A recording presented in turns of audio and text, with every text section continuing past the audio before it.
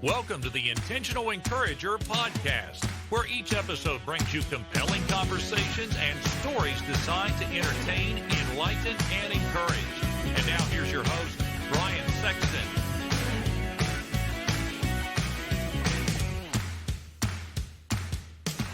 Hey everybody, Brian Sexton. I am intentionally encouraged when I see people doing business the right way. And for the last 15 years, Damon Burton and his team at SEO National have done just that. Now you might say, Brian, what can they do for me in my business? I'm going to tell you what they can do for you. They can help you understand search engine optimization. There are a lot of players out there in the marketplace, but you want a team of people that are going to be dedicated to working with you and helping you to understand search engine optimization and how you can show up higher on search engines so that you can bring more revenue into your business. Damon and his team are full of integrity, honesty, decency, and trust. And if that's important to you and that encourages you, I would encourage you to give them a call today at 855-736-6285 or go to SEOnational.com and get a free quote and tell them you heard about it on the Intentional Encourager podcast. Get ready for a dynamite conversation coming up right now on the Intentional Encourager podcast. And welcome into the Intentional Encourager podcast. I'm your host, Brian Sexton. Thank you for joining us again today. I have a royalty on the Intentional Encourager podcast. You say, Brian, she doesn't look like a monarch. She is. She is the sock queen. Okay. So we are gonna talk about socks, which I think that's cool. The sock queen. I think that's very cool. And two, maybe if we're fortunate, we can see what kind of socks she's wearing today. I have a lovely pair of red to go with my Cincinnati red socks. I can't bend a certain way. I would show you my socks. I can't bend it like that anymore. But she creates premium custom brand socks to help people promote their business. That is so cool. She's a certified woman-owned business owner, sports fan, turtle mom. But she today is a guest on the Intentional Encourager podcast, and that is my friend Lisa Riggs, who joins me today on the Intentional Encourager podcast. Lisa, how are you? Great. Thanks for having me, Brian. I really appreciate it. Not a problem. Let's start here. I've been asking folks about how the pandemic the last couple of years changed their life. That's how the Intentional Encourager podcast was born. This podcast was born out of the pandemic, where I had extra time because I was working from home. It gave me the ability to record lots of podcasts and things like that. Take me through the last couple of years. How has your business changed? How's your life changed? And what's one lesson that you learned from the pandemic that you will carry with you long after this is over?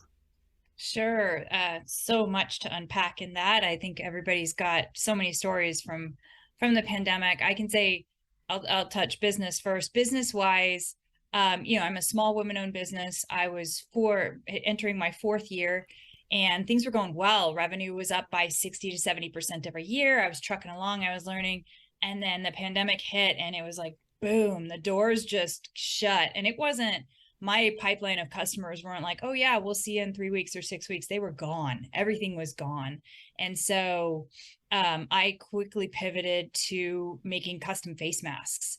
And that was actually what kept my doors open during the pandemic. It ended up being more than 30% of my sales in 2020, literally did keep the doors open. And it was still a way for me to reach out to the customer base that I had developed and help them.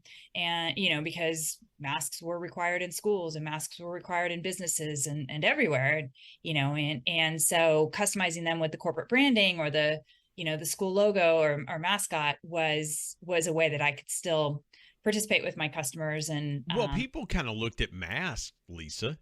They looked at that as an expression of themselves, right? They continued absolutely. They were like, hey, we don't want people to forget who we are. We don't want, and I knew people here, forgive me for jumping in there. I knew people here in West Virginia that were making, they were doing the little home craft businesses where they would make fabric masks for people. And, it's funny. My wife took some fabric that I had. I like to dabble in pocket squares and take pieces of fabric and make them pocket squares. My wife found fabric and she was able to find somebody that we go to church with and turn them into masks. But when you made that pivot in your business, was there a sense of reacting for survival's sake or reacting for, hey, listen, we are going to get reactively proactive and we're going to be aggressive. This is what we do and this is how we do it, and we do it very well. How did you find your resilience with yourself and your business through that time? Did you find like, hey, we're going to be okay. We can do this? During in the heart of the pandemic, I was not sure I was going to be okay. Thankfully, I was able to receive a PPP loan and just try to figure out what in the world was next. But as a small business owner, like my company was an idea. I have built this from scratch the entire way up. So resilience is a piece of it, but adaptability is the other piece. I joked before the pandemic, I often run my company by trial and error. I try something, it works, great. We continue, it doesn't, okay, I learned my lesson. And that adaptability, being able to adapt quickly, I think is the only way for small businesses to survive. And I was in a lot of groups and, different, meetings and all these things with business owners of all sizes. And I was watching the ones who were just reeling and not willing to reevaluate their business and how they could adapt to this environment, because we didn't know how long this new environment was going to last. We didn't know if it was forever. We didn't know if it was 2 weeks. We didn't know. And so when I was listening to those people, I knew that that's not the type of business owner I've ever been, nor was going to be. I'm not going to just, I try to be proactive instead of reactive in so many things when it comes to, making big business decisions, hiring, changing product, adding a new product line. I really try to be proactive and ahead of the curve. And I feel like that's the only way I'm going to continue to scale the business and grow. Well, and here's the thing too. I love what you said there, because you were talking about nobody knew how long this was going to last, right? So you had been trucking along, knowing what you knew about the sock industry and more than that, personal branding in a different way, because I don't think people understand that, that you can use a product like socks to do a great personal branding. I mean, everybody has thought of shirts and hats and jackets and all these other things. And it's like, wait a minute. If you think about it, socks have really jumped in there in the personal branding space. And people now, it's almost like a badge of honor, right? It's kind of like and I, guilty as charged. I love a good fashionable, wild kind of pair of socks. I've always kind of done that. When you meet people and you talk about personal branding when it comes to socks and things like that, what are some of the reactions because I would have to think that people go, wait a minute, Lisa, hats we know and shirts we know and other stuff we know, but come on, socks? Are you kidding me? I mean, what happens when you have those kinds of reactions from folks, and how do you kind of turn that to go, hey, let me open your mind a little bit and to think differently about this?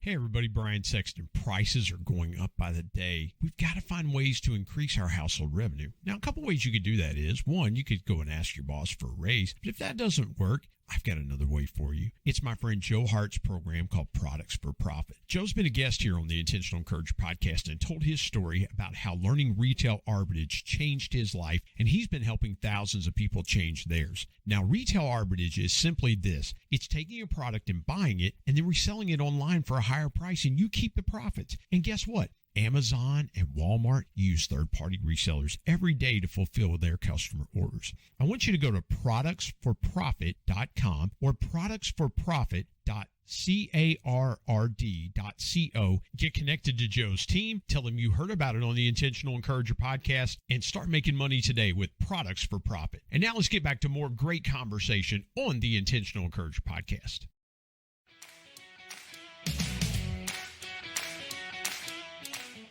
Right. I mean, I meet sock lovers all the time that they're, sending me pictures, pulling up their pant leg and showing me the socks they're wearing like that. That's fun. But I've met a lot of haters too. and the one thing we all know is like, nobody's going to like everything. So if somebody hates socks, fine. I'm not going to convince you. But when it comes to just a different way of branding, I think part of it is when people talk to me, they see my passion behind it, my belief of I do this actually for a reason, because I really think it can help you.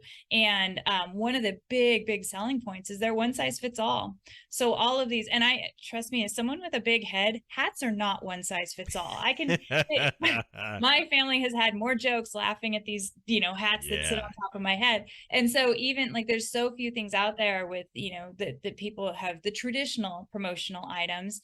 But they all have to do with sizing, and who wants to ask people their size, or who wants to guess at somebody's size? It's a very awkward situation. And or if you just you forecast and you order, you end up with inevitably there's always a leftover box of one size. Every single year I did something at the school with t-shirts, I always had a leftover box of a certain size, and it was a different size every year. There's no way to predict. So I think a huge selling point of socks is just that one size fits all. Everybody likes them. They can wear them.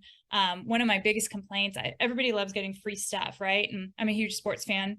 And so I go to the game and we're all getting a free t-shirt, Yahoo. And I pull it and it's a men's extra large. And I'm like, well, great, I'll never wear this. And so the excitement goes. And so if we could just get socks, if people gave out socks, everybody could put them on and wear them right there. Well, or if you're like me, Lisa, I'll say, hey, I need a double X, and it's a skin tight double X, and I'm like, no, right. It doesn't work. There's what would you say, 5% of the population that shirt's going to fit? That free giveaway, 5 to 10% maybe.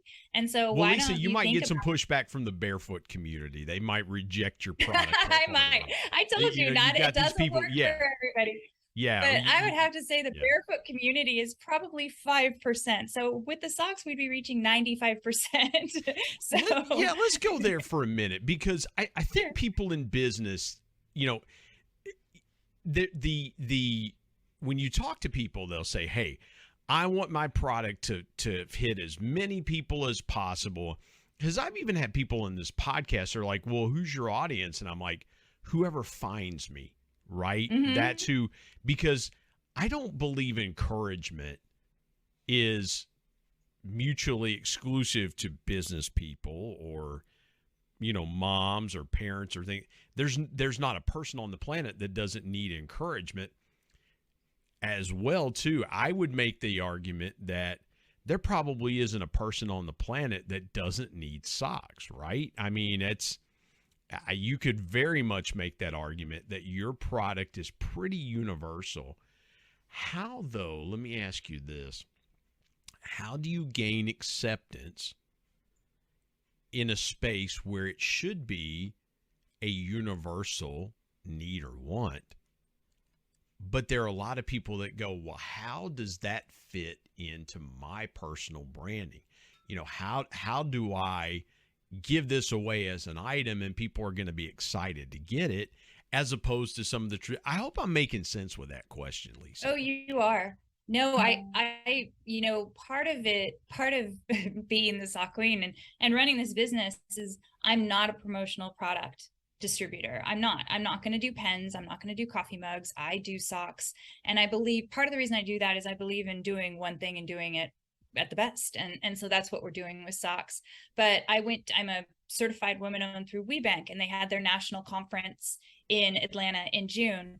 And so I walked into this, this giant conference center with the largest companies in the world, Delta, AT&T, Disney, Amazon, Walmart. They're all there, and they all have booths. And so I have to walk up to them and figure out how to tell them why socks are going to make sense rather than any other promotional item.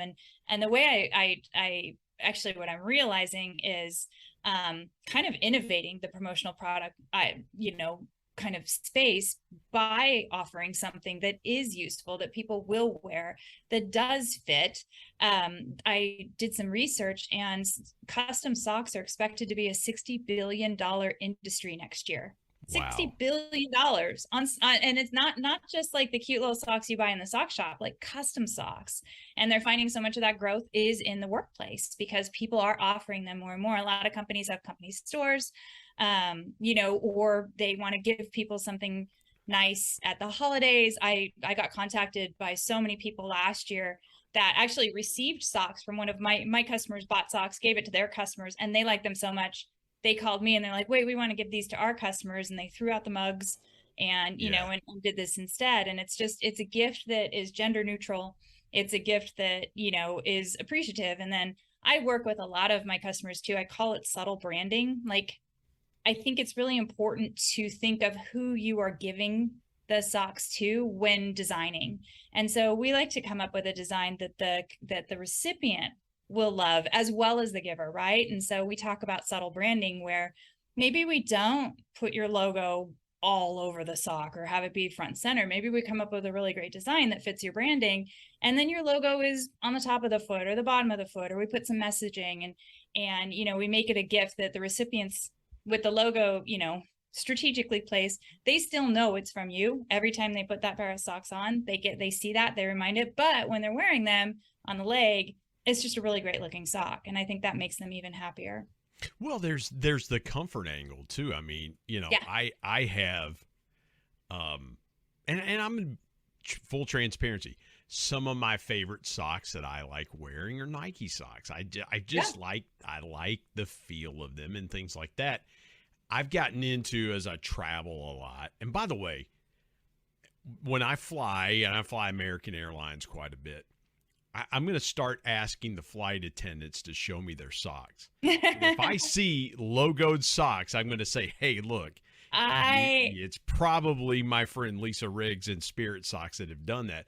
But, you know, that's the thing. I love what you said about having an item where the giver and the receiver have mutual joy about that. That is so rare because, you know, I can remember, you know, as a young adult and even into my married adult life, my mom would just say to me, she would just say, here, I'm going to give you money and you pick out your own gifts. That way I don't get you something that you want to return, or that, you know, like we were just talking about a moment ago, it's too big, too small, too whatever, right? When you think about that mutual giving and receiving, how hard is that for businesses to comprehend? Because when they're doing promotional items, somebody feels like, okay, this is going to be cool. Our customers are going to love it, blah, blah, blah, blah, blah. This is why we're doing it. I don't know that people understand a lot of the things that you're talking about with sizing and things like that. Is that a hard conversation that you have to have? I would think that would be immensely simple, right?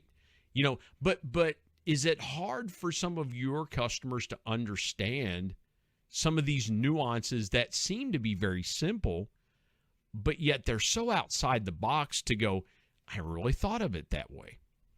Actually, you hit on the key word, which is simple. And that's what I lead with, is like, this is meant to be simple. You don't have to get everybody's size, and then when you get the product, match all of them to their sizes and distribute it. You just hand them out. As far as the designing piece, we do that for, like, I have a graphic designer on staff. We do all of the designs. We come up with multiple designs, so you have choices. Like, it's a fun process.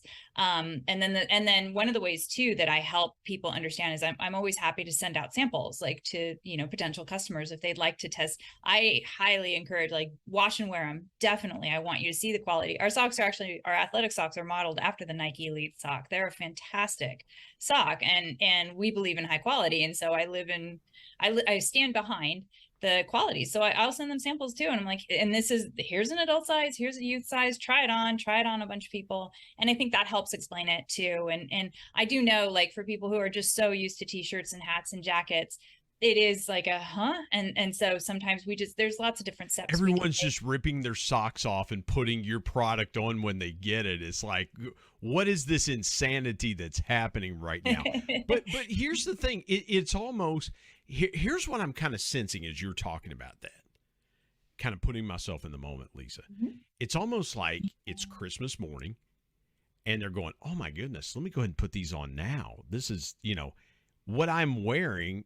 Forget this. It's Lisa, I would have to think it would almost be like, what's this garbage on my feet right now? I just got these cool socks forget this. Whatever I have on right now, it's almost like this is trash compared to what I just got. There is a new. Take me through the emotional part of what you've seen too, because I'll share this. I have been in airports and things like that, and and I haven't noticed this since the pandemic. I noticed before when I was flying that I would go in an airport and there would be like a sock rack or something like that, or hotels would some higher end hotels would carry socks, and I thought that's a really good idea because sometimes you forget to pack socks. At least guys do. I mean, guys, raise your hand if you're watching this on YouTube or listening, right? You forget to pack socks. And some of these hotels, these higher-end hotels, have these nice ties and belts and socks that you can get. I haven't seen much of that lately, Lisa. I haven't seen it. And I don't know if it is just the pandemic hit and we've forgotten about this. But I would think that people would want to be intentional with something that stands out. And I've kind of lost my train of thought what I was going to ask you, but what happens to folks emotionally that, do you notice they have those V8 moments of going, why didn't I think of socks? This is brilliant. Why didn't I think of that? I'm trying to put myself in the moment there when you have customers that give those as gifts like that. Definitely. I mean, and I've had more repeat customers come back because either like they've sold out or given to so many away so fast because it was such a great item. And I think part of the fun for my customers is often the people they give the socks to are sending them pictures and videos of them wearing the socks. And so it becomes this like crazy fun, experience for everybody just over a pair of socks. And I really think a lot of it for us, like we really work hard to create a design that sells itself basically. And so it really starts with just like the effort that we put in on our end to make sure this is something somebody's going to receive and go, oh my gosh, I love that. See, I don't know why, Lisa, you kind of sparked my interest here. I don't know why we see all these Instagram pictures, right? Where people are going to the beach, where they're laying outside and they're doing the snapshot and taking their pictures of feet in the sand or something like that. Why don't they just do that with your product where it's just like, hey, take a picture of me, of my product on your feet and send them to me and things like that? Because, again, I would think, just thinking about guys, okay, just thinking about it from a guy perspective, socks are really a fashion enhancer. I mean, for us guys, and it's really something that can really set your wardrobe off. I love it. I love putting. I was wearing a suit the other day, and somebody looked at my socks and they went, "Man, your socks match everything about you," and it's just it's an enhancer to that. But I want to go here for just a second and talk about being a certified woman business owner and things like that. I know we're in our society, we're supposed to kind of be gender neutral and things like that. But I really think it's a statement for young ladies to go, hey, you can do this, because we see a lot of entrepreneurs that have service-based businesses, but your product, you've got a singular product. And you've just so beautifully described all the different ways, just working it into conversation, all the different ways. And I'm sitting there going, I never realized that, never thought about that, never thought about that. What piece of intentional encouragement can you offer a young lady, maybe somebody that's in their early 30s, maybe late 20s, and they're taking that first dive into the business world and they're going, hey, I feel like I can make an impact here. Do you have a piece of intentional encouragement you could share?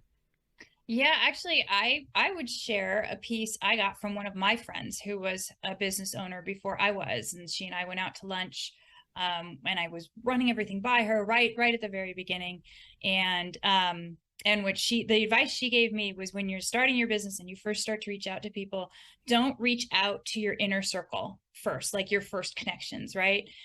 Try to reach out to like your second and third connections that you don't expect a yes from, because you are going to get 1,000 no's for every yes. And so if you reach out to those first connections and you get no's, it's going to be really defeating. So reach out to the people that, maybe aren't going to that maybe that you don't expect to say yes, because it is going to take a lot. You are going to get a lot of no's before you start to get some yeses. And, and just be resilient, stay persistent. Obviously we all get knocked down, and for myself, like I have a pity party that night, but by the next morning I get up and I'm right back at it. And so that would be my advice as well. And for any female business owner, I highly recommend getting certified through WeBank. It is, it's not only, it's great to have the woman-owned certification, but the resources, the training, just the opportunity they offer is amazing. And there's a lot of minority business programs out there as well for men and women that are minority, and they are the supplier diversity managers pay attention. And it's definitely something worth doing. It's a lot of work, but it is worth it when you get it.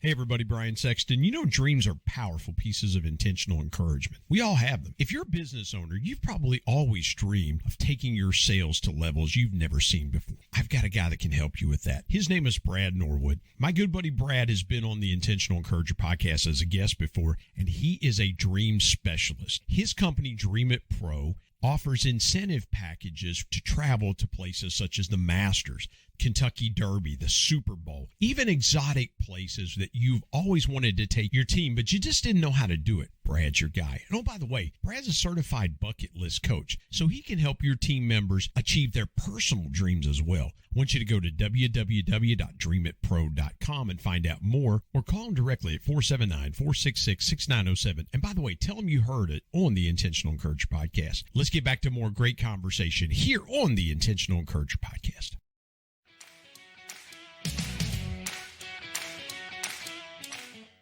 Lisa, a lot of people would ask this question of you this way. I'm going to go in a little bit different direction. Sure. What was the easiest part about getting into business and doing that? Because people will say, oh, what's the hardest thing you've overcome, or what's the biggest challenge, things like that.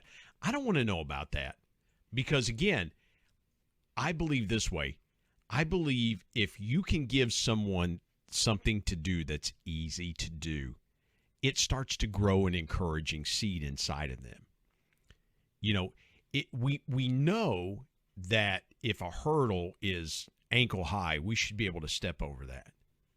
It's like, okay, yeah, I can do that. Sure. And then the higher hurdles start to become easier because we can just step over them. If we stepped over the first one, we step over this one.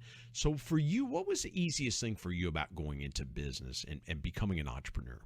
No one's ever asked me that question. Everybody does. Good. I'm glad no one's asked you that question. I'm racking my brain. Honestly, no. I think, the easiest thing for me, I was at a spot where I had my career was in HR in Silicon Valley in high tech, and when I had the kids, it became obvious that wasn't going to be a fit for the type of mom I wanted to be, and so I had stayed home with the kids for some years and loved it. I volunteered in everything. I co-founded a neighborhood association. I absolutely loved it. It's actually how I built the fundraising background that I have for the company. So the easiest part in starting this was actually taking the risk, because I knew that succeed or fail, I was setting a good example for my kids by showing them that when you have an idea, when you have a dream, go after it. And so I knew that I would at least be setting that example, regardless of the outcome. That's awesome. And I'm just jotting a couple of notes down here. Sure. So I got to ask you this. If you could kind of jump back to when you first launched your business, if you were one of the mentors in your network, and Lisa then reaches out to Lisa now, what's the one piece of advice you think you would have given yourself when you got started? Get a mentor. Or, you can't really afford, when you're usually starting a business, unless you've got funding, you can't really afford to go get a coach or anything like that. And I used SCORE. I had a mentor through SCORE, which is, free to small business owners, but I think if you can get a mentor that's going to be that, you can meet regularly with, that is going to help you grow your business instead of, I haven't ever found that one mentor that is like that person that I can talk to month over month and really guide me. Most of it has been, self-run. And I'm sure I could be farther along if I had somebody who had done it before telling me, or giving me advice on where to go. So that would definitely be my advice. Okay, I got to ask you. Sure. Share with me your best sock story from your business. Share with me the story that it was like, okay, I know I've got something here. Maybe, it could be okay. a client or something like that, but share your best sock story with me. So, the business I started the business with the socks mostly as fundraisers because that was my background.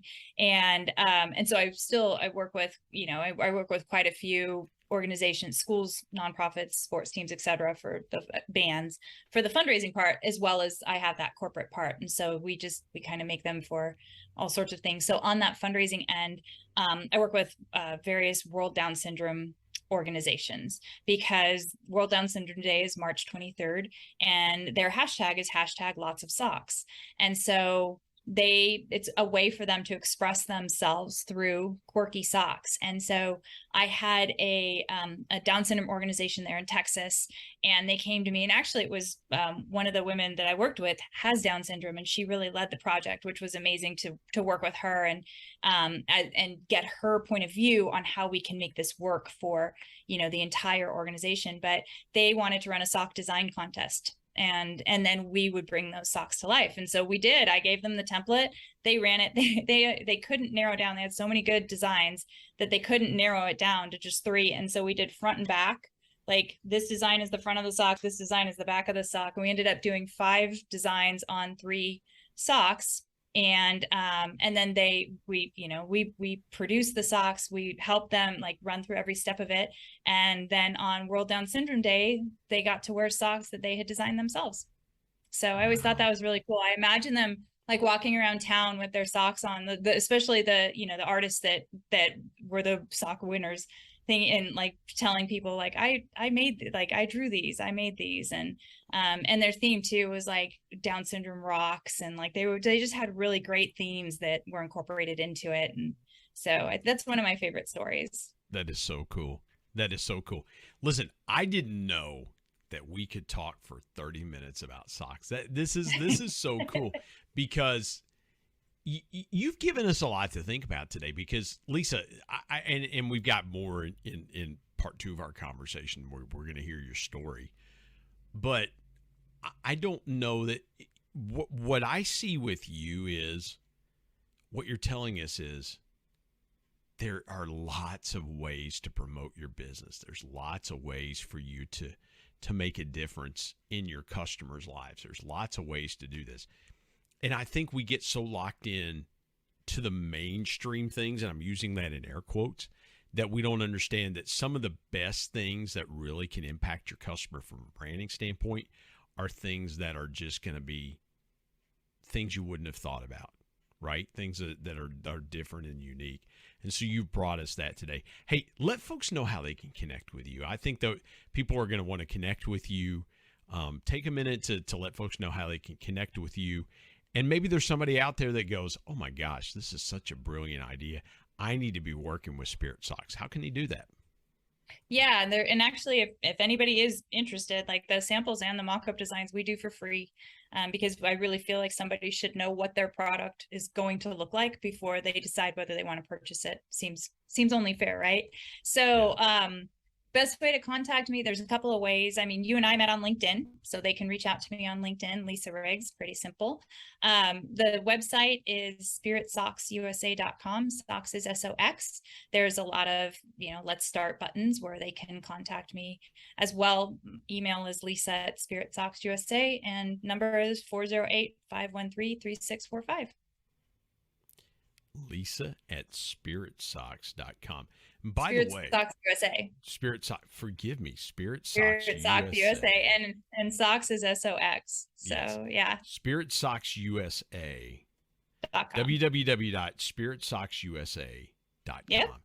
And no, we don't have Intentional Encourager podcast socks. Maybe down the road we will. But we don't have Intentional Encourager podcast socks. That would be pretty cool. Because teal, that's why I have teal. Teal's probably my favorite. Teal's a great color. Yeah. So good. Yeah. So good. Lisa, this has been fun. I really appreciate you joining us. We're going to have a second part. So you want to stick around for the second part of this conversation. But Lisa, I really appreciate you joining me on the Intentional Encourager podcast. Thank you, Brian.